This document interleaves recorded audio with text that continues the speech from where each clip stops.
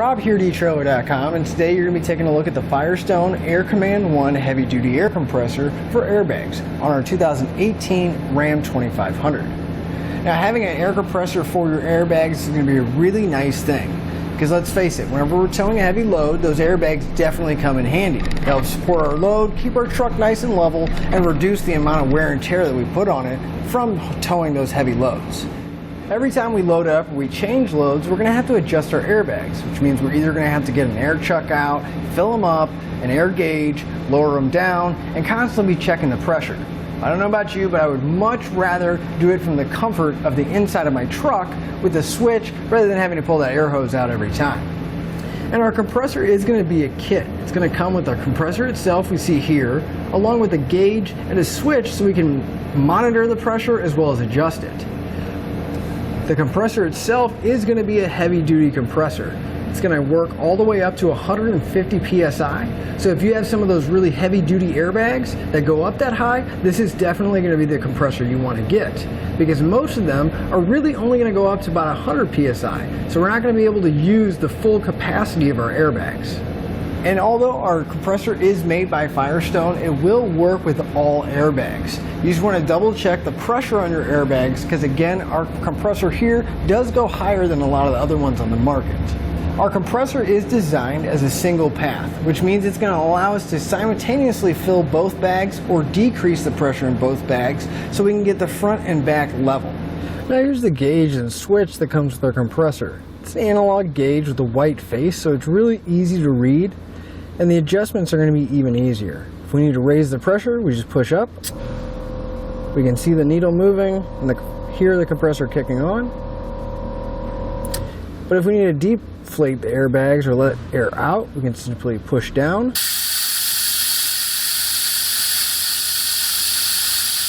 You can hear the air escaping and the needle moving down. Very easy, very convenient. Another nice thing about our gauge is it does have a backlight to it. So if I turn on my headlights, the gauge is going to light up so we can see it even at night. As far as the installation goes, it is going to be really straightforward. It's definitely something you can do in your garage. No special tools are really needed. But there are a few things that you might want to pick up to make your installation a little bit easier. First thing would be obviously the airbags. Those are going to be sold separately. If you already have them on your truck, perfectly fine. You may want to pick up a few extra feet of wire, about 10 feet or so, just to make some electrical connections. A fuse tap kit so we can turn on the light on the gauge, some zip ties, some ring terminals, and if you're doing your airbags at the same time, you'll get airline from the compressor as well as the bags.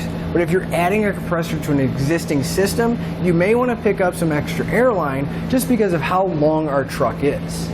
But now that we've seen what it looks like and gone over some of the features, let's get it installed together. To begin your installation, you'll want to find a spot to mount your compressor. Now we wanted to mount ours on the driver's side frame rail, and right behind the rear door, we're going to have this little pocket right here. Right against the frame rail, right by your emergency brake, would be a nice spot, because we can see the frame's actually pretty clean, because this is actually going to block quite a bit of spray and any kind of debris that's going to be there. So we can take our compressor, I'm just going to loosely hold it up there, make sure it's not going to interfere with our emergency brake cable, and that we can get the 4 mounting holes onto a solid piece of metal and it's not going to hit these holes. So we can see that it does fit. Now in your kit they're going to provide you with some machine screws and some nuts, but since the frame is so thick, it's going to be really hard to use a nut and bolt to mount everything up. So instead of using a nut and bolt, I'm going to be using a self-tapping screw. I'm just going to be going directly into the frame right here. So I'm going to use a really small drill bit just to make a mark. I'm going to go through the bushing and everything on the compressor. Just drill enough so I can make a mark. Do the same thing up top.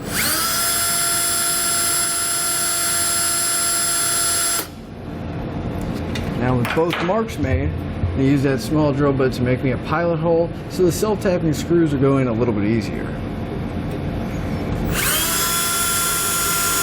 Now that we have our 4 pilot holes drilled, I'm going to come back with my self-tapper. I'm going to make sure that it threads into the frame in each one of the holes.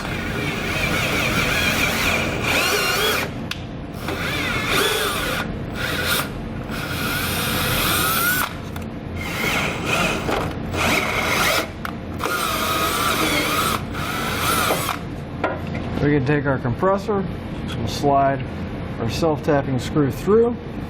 Just want to be mindful of the wires. You don't want to pinch them when you go to line everything up. Line up the hole. Make sure our bolt goes all the way through, and then we'll secure it down. We'll go through and put the rest of the remaining screws in place.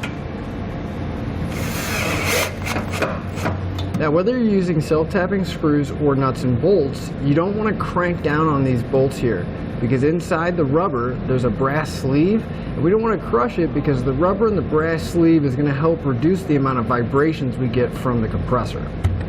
Now that our compressor is mounted, we can start focusing on the wires. We should have 2 wires coming off our compressor, a red one with the spade terminal on it, and a black one with a ring terminal. Our black wire is going to be our ground wire. So we need to find a good flat spot of sheet metal that we can attach this to. We're actually just going to route it right underneath that little cubby hole, this box right here, and use another self-tapping screw to go directly into the frame.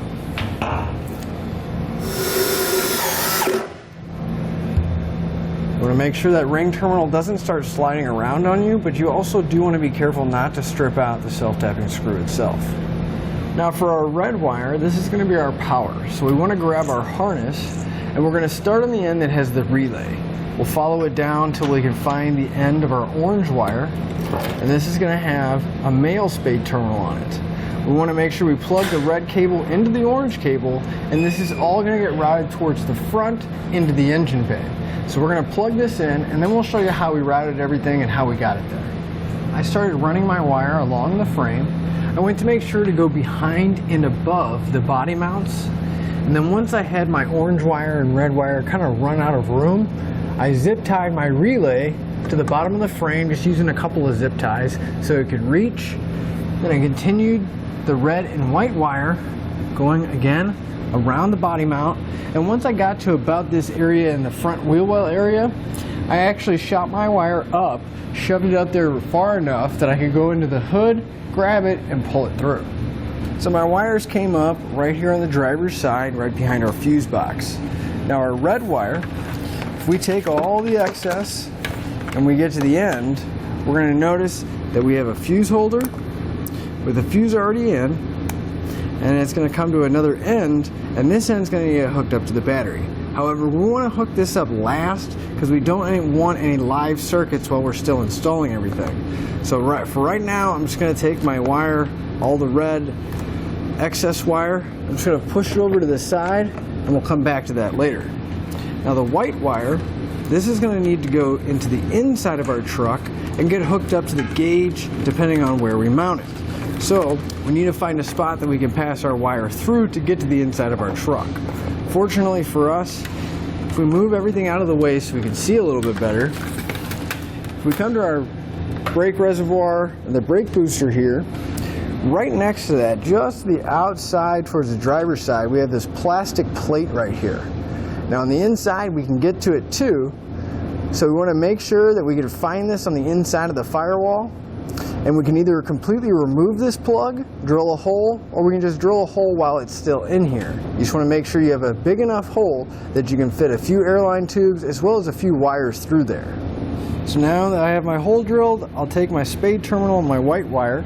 I'm just going to reach my hand behind the fuse box until I can get it to reach that plug. I'm just going to start passing my wire through enough to where it won't fall back out. Then I can get inside, grab it, and pull all the excess through.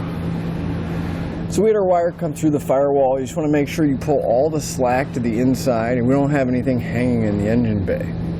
Now that we have our wiring inside, we want to grab our gauge and switch, and we want to find a general location that we're going to be mounting it. For ours, we're going to be mounting it towards the center, right below the little cubby hole that we have here, so you're right out of the way, but easily accessible. Now we're going to wait to actually mount this, because we're going to have to make a few connections with some wiring, as well as put our air lines in place.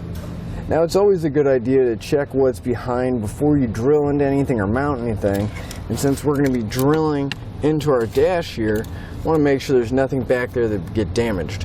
So I'm going to come to the corner of this panel I'm just going to grab it and pull outward. There's just some clips holding it in place. And we can at least get it loose, and we can see that there's nothing back here. I can actually get my hand behind this. This is just a plastic panel, so we don't have to worry about damaging anything back here. So I took my white wire with my spade terminal on it, and I routed it over to where I want to mount my switch and my gauge. Now you want to make sure you go above the pedals, and you make sure you don't tie it to anything that's going to be moving under the dash or that may cause damage to the wire. But if we look at our switch, we should have 2 white wires coming out the back with 2 male spade terminals. Now it doesn't matter which one, but we want to plug our female spade terminal into one of them. So we'll plug one end in. Now the other one, this is going to be our ground wire. So we want to cut that spade terminal off. We'll strip back the end of our wire. And you can either use the ring terminal they provide you in your kit. It's really small and it may be hard to find a spot to ground this out at, because I would actually like to use this bolt right here because it's a good stud, but you can see that ring terminal is just a little bit too small to fit. So I'm going to be replacing this ring terminal with a slightly larger one. That way it'll fit right over that stud easily. Now if you need bigger ring terminals, you can find them here at etrailer.com. We'll take our bare end of our wire and we'll crimp our ring terminal in place.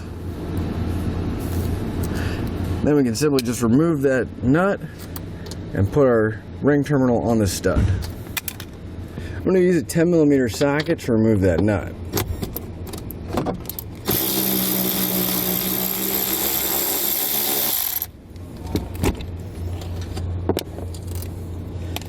I'll slide the ring terminal over and then reinstall the nut.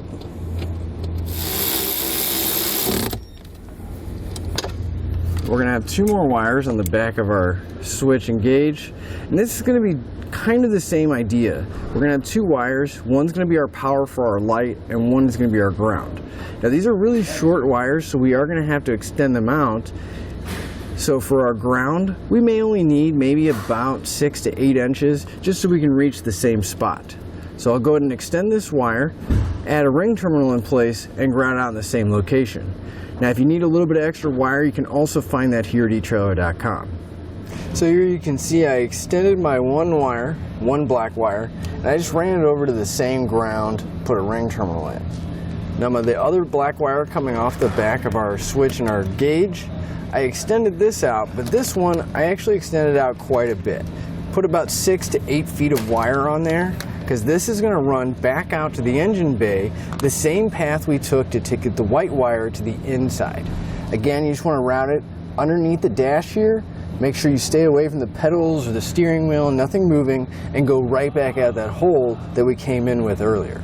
So I brought my black wire out and I ran it up towards my battery. Now right in front of our battery we're going to have our fuse panel. And since our black wire here is going to be providing power for our light, we want to tap into a circuit that only has power when our dash lights come on. That way at night, our gauge will illuminate and we can see it along with the rest of our dash. So we're going to open up our fuse panel. Let's push these 2 tabs, lift up the cover.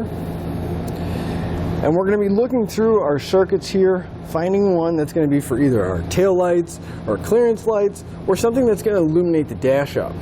So we already found one. This is going to be fuse number 79. It's a 15 amp fuse. And if we look at the legend here, it's going to be for our clearance lights.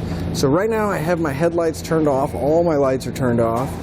And I got my circuit tester on the fuse, and you can see we're not getting any power. I'm going to go ahead and turn my headlights on, make sure the clearance lights come on, and then double check the fuse to see I am getting power. So now with our headlights on, circuit tester is letting us know that this circuit is live. So we'll go ahead and use this fuse, and again that's going to be number 79, and it's going to be for clearance lights. So now that we have the fuse that we're going to use identified, we want to pull it out. We're going to use the factory fuse puller. And so to make it easier for us to make our connection, we're going to be using the Firestone circuit tap here. And it does come with a few extra fuses. So I'm going to put the 10 amp fuse farthest away from the terminal on the tap itself. And then I'm going to take the factory fuse and put it closest to the terminal. Then we can just simply plug it back in, just like we would with the fuse. And there's already a pre-installed butt connector on there, so we want to figure out how much wire we need to reach, and we'll strip back the end, cut the excess off, and crimp it in place.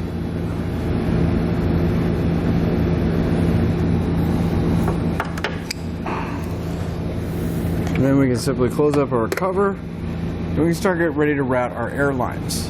Now we look at the back of our gauge here, we're going to have two inlets. The one on the side that's closest to the switch and the black wires, it'll have a very small letter that says SUP, and that's going to be for supply. So this airline needs to go back to our compressor. And to make everything as simple as possible, we're only going to make one connection at a time and then route it and then come back and make our secondary connections. That way we won't get confused on which line is what and what goes where. We want to grab the bundle of airline they give us in our kit, and we're going to take the end of it and we want to slide it onto that barb fitting to where it's fully engaged on there and it's all the way down. Now it may be a tight fit, but if you kind of work it back and forth, wiggle it around, it'll move down until it's fully seated. And we're going to take this airline tube and we're going to route it along the back of the dash, go back out through the grommet, and go back to our compressor, taking the same path that we took with our wiring. So now that we have our supply line back towards our compressor, we want to come to the section right here. It should have a little red cap on it. This is actually a check valve here. So we want to pull that cap off, and we're going to grab the 1/4-inch push fitting out of our kit, and we're going to thread it in directly into the check valve. Now this is going to have some thread locker on it. We want to make sure that it fully engages that. We don't need to cram it in there, but we want to tighten it up with a wrench until we know that red thread locker is in the threads, and it'll reduce the chance of leaking. And use a 1/2-inch wrench to tighten this up. Once we have it nice and secure, we can trim our airline and put it into that fitting. Now whenever you cut your airline, I suggest using a tubing cutter.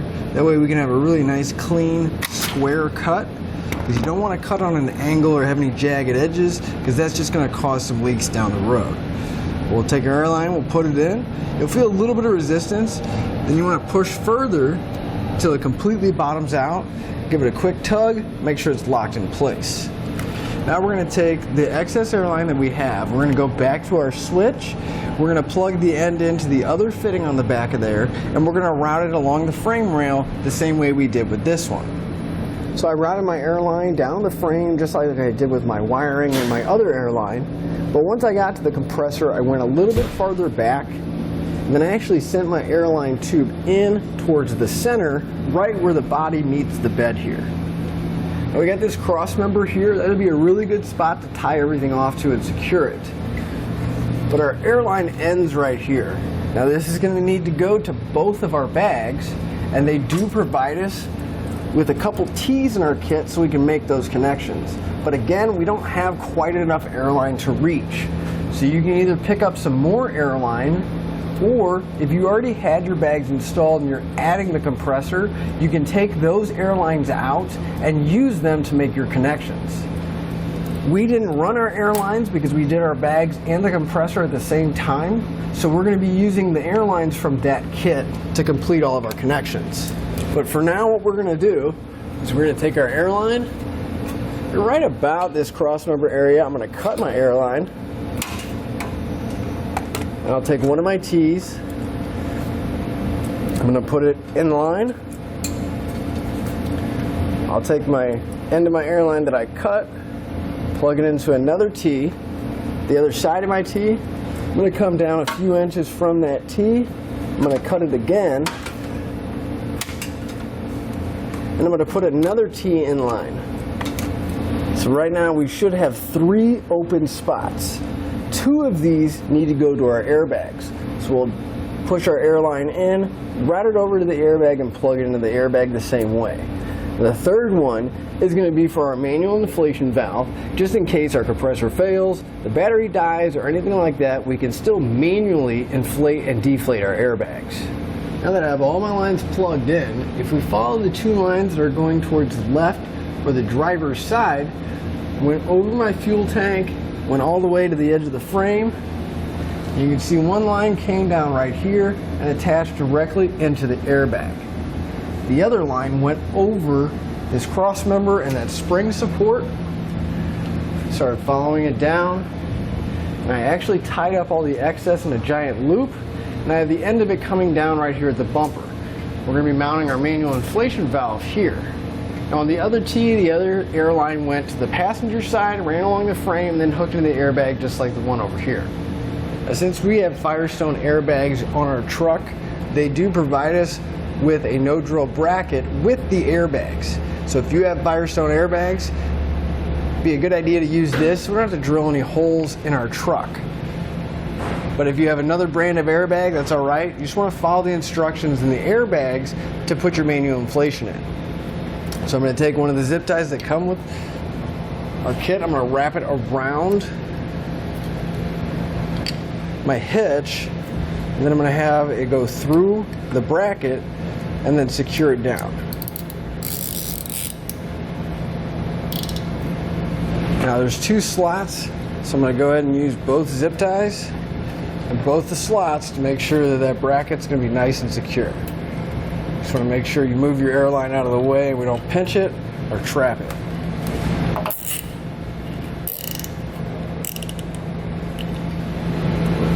Cut the tails off our zip ties.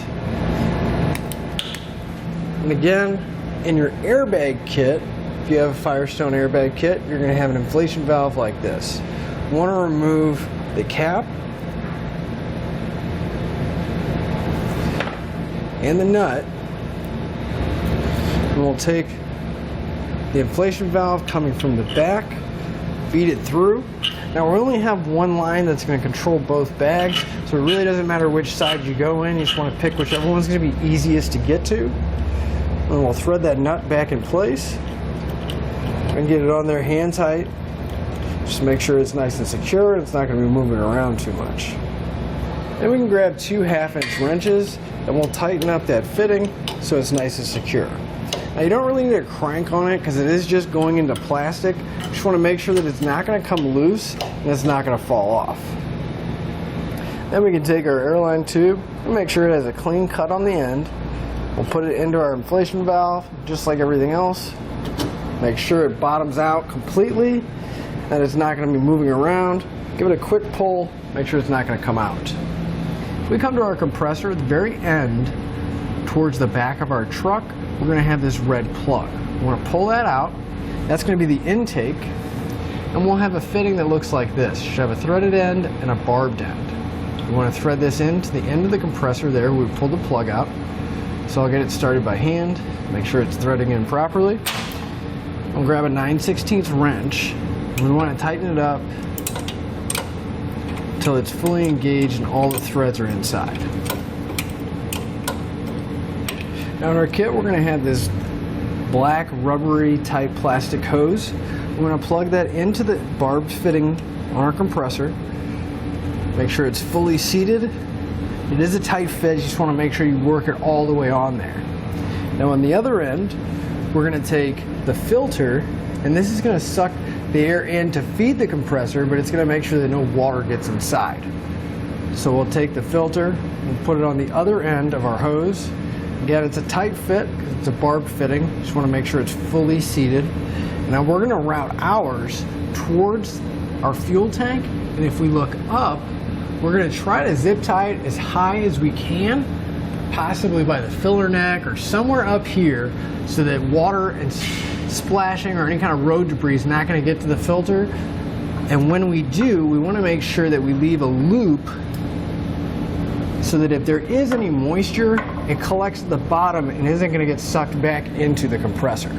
So I went ahead and put my panel back in place. You just want to make sure you push all the wiring behind there, all that excess and slack, push it behind there and zip tie everything up underneath the dash. But now we can go ahead and mount our gauge and switch.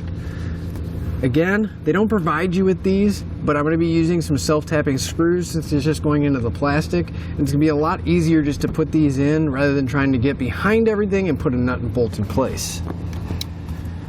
So just take some really short self-tapping screws. I'll line it up about where I want it to be, and then I'll just go right into the plastic.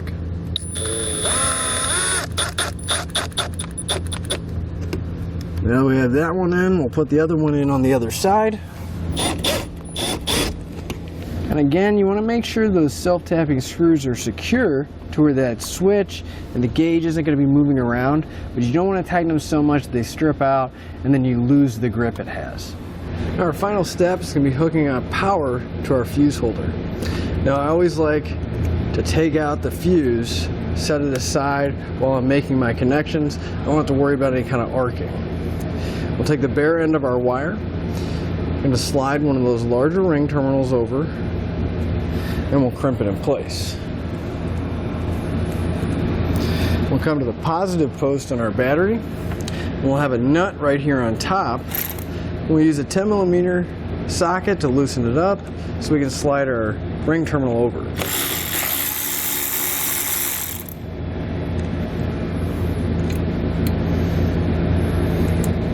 Place the nut, tighten it up.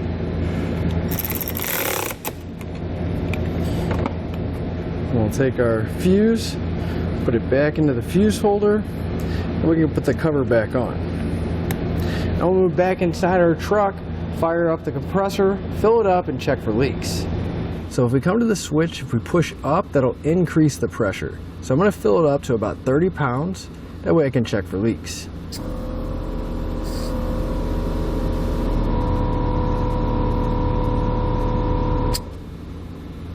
Now just watching the needle, you can see that it's not drastically dropping, so we know we don't have a large leak, but it's still a good idea to check with a soapy bottle of water so we can check all the fittings and make sure we don't have a slow leak. So you want to spray down every fitting or anywhere that there could be a leak. So I'll spray down the T's, and what we're looking for is little soap bubbles to start expanding and continuously growing and eventually popping. We do see we have a little bit of a bubble, but that's just because of the soap itself. They're not expanding and they're not popping, but you want to make sure you spray down all the connection points and check for leaks. But again, I'm Rob here at etrailer.com, and that'll finish up your look at the Firestone Air Command 1 heavy-duty compressor on our 2018 Ram 2500.